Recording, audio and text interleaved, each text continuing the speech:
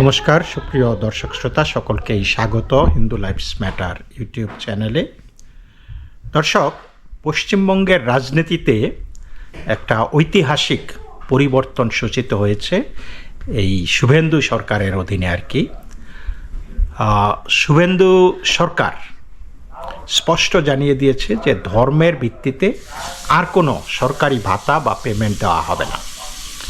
আর এই ঘোষণার পরেই যেটা সচরাচর হয়ে আসছে, রাজনৈতিক চিৎকার শুরু হয়েছে।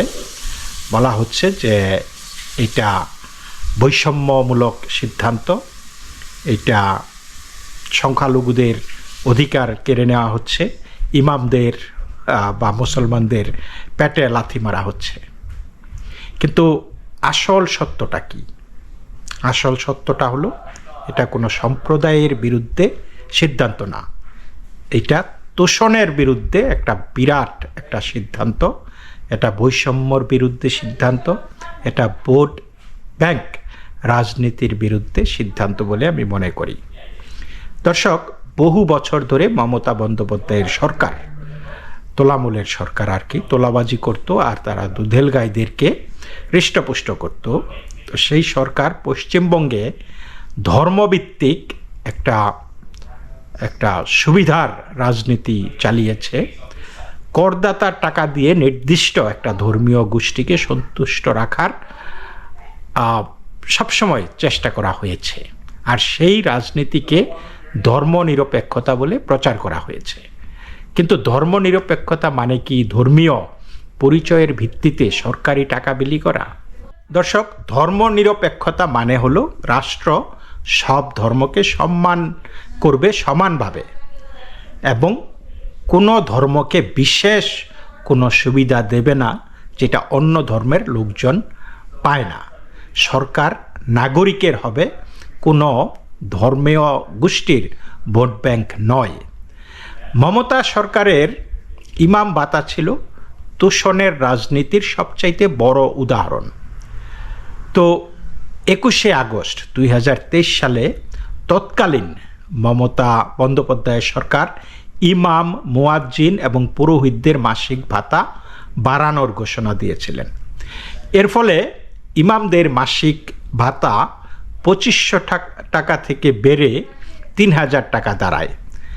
কিন্তু হিন্দু পুরোহিতদের ভাতা ছিল 1000 টাকা থেকে বেড়ে 1500 টাকা।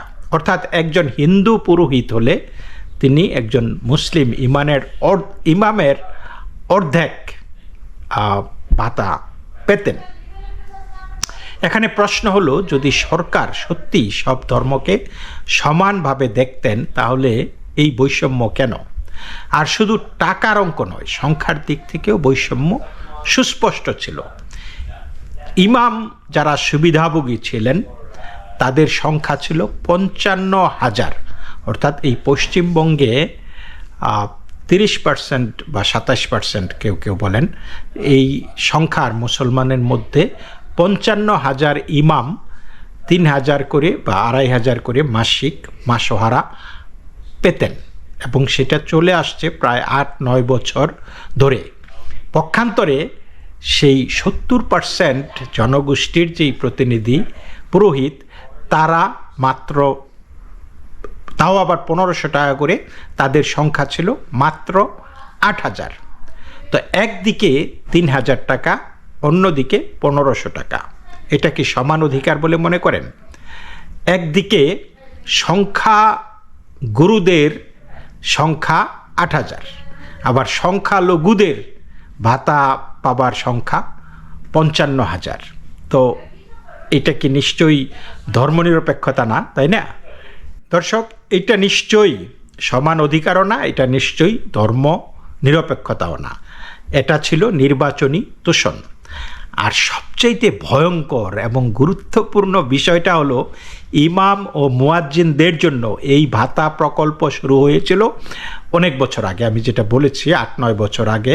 কিন্তু হিন্দু পুরোহিতদের জন্য যেই ভাতা ঘোষণা করা হয় সেটা সেপ্টেম্বরের 2020 সাল থেকে, 2020 সালের সেপ্টেম্বর থেকে, অর্থাৎ মুয়াজ্জিন এবং ইমামরা যখন থেকে ভাতা পায়, হিন্দুদের ভাতা শুরু হয় 8 বছর পর থেকে, অর্থাৎ এই যে 8 বছর ধরে একতরফা মুসলমানরা সুবিধা ভোগ করেছে। এখন আমি মুসলমান শব্দ বললে বলবেন যে ও এই যে সাম্প্রদায়িক কথাবার্তা বলছে, কিন্তু এইটাই সত্য। মুসলমানরা 8 বছর আগে থেকে ভাতা পাওয়া শুরু করেছিল এবং হিন্দু পুরোহিতরা 8 বছর পরে, সেটা যখন হিন্দু সমাজে ক্ষোভ বাড়া শুরু হয়েছে, তখন সামান্য ভাতা দিয়ে দেখানোর চেষ্টা করা হলো আমরা সবাইকেই তো দিচ্ছি।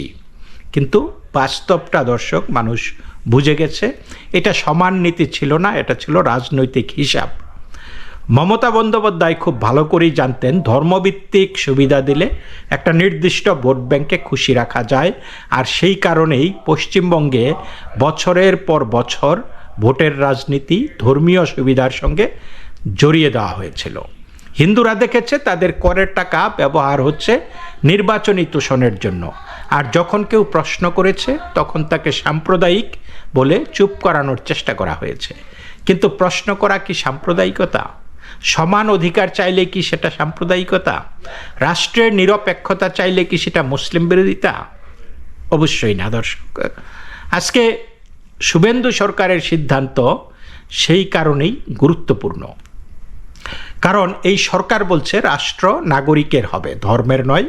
কেউ নিজের ধর্ম পালন করবে, অবশ্যই করবে, নামাজ হবে, পূজা হবে, আজান হবে, আরতি হবে, কোনো ধর্মাচরণে কোনো বাধা দেওয়া হবে না। কিন্তু করদাতার টাকা দিয়ে ধর্মভিত্তিক রাজনৈতিক তোষণ আর হবে না। সরকারের কাজ মসজিদের বেতন দেওয়া নয়, সরকারের কাজ মন্দির চালানো নয়, সরকারের কাজ কোনো ধর্মীয় সম্প্রদায়কে ভোটের আগে খুশি করা নয়। সরকারের কাজ হলো চাকরি তৈরি করা, শিল্প আনা, আইন শৃঙ্খলা রক্ষা করা, শিক্ষা ও স্বাস্থ্যের উন্নতি করা এবং সব নাগরিককে সমান চোখে দেখা। কিন্তু মমতা সরকারের রাজনীতি ছিল ঠিক তার উল্টা।